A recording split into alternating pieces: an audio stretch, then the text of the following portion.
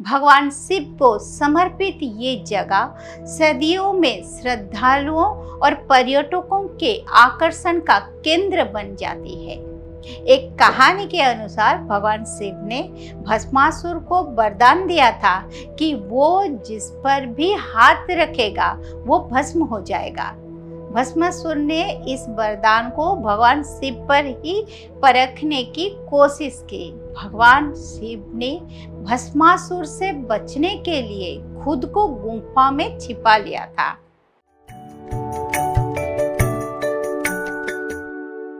ओम तत्पुरुषाय विद्महे महादेवाय धीमहि तन्नो रुद्र प्रचोदयात्। नमस्कार, उदय इंडिया डिजिटल में आपका स्वागत है। मैं हूँ उपाली अपराजिता।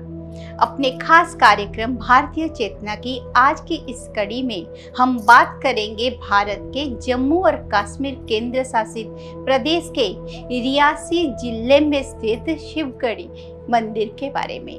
जी हाँ, ये शिवखोड़ी भगवान शिव को ही समर्पित एक प्रसिद्ध गुफा मंदिर है, जिसे देखने के लिए हर साल दूर दराज से हजारों श्रद्धालु आते हैं।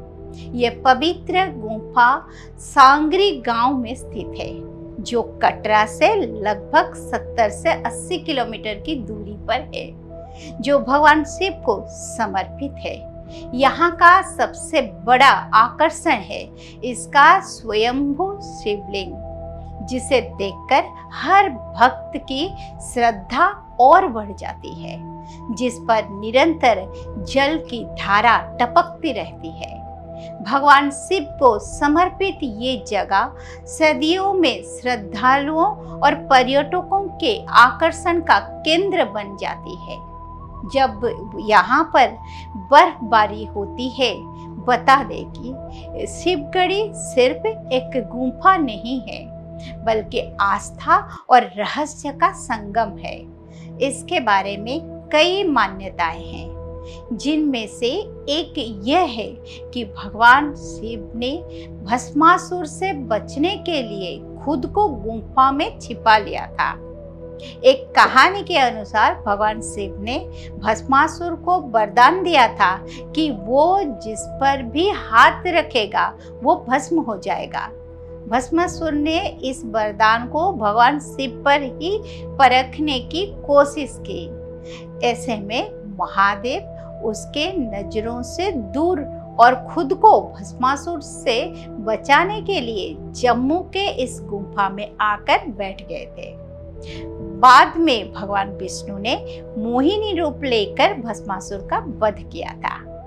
वहीं दूसरे ओर ये कहा जाता है कि इस शिवखोड़ी गुफा का दूसरा सिरा अमरनाथ के गुफा की ओर जाता है। इस रहस्य ने शिवखोड़ी को और भी आकर्षक और रहस्यमयी बना दिया है।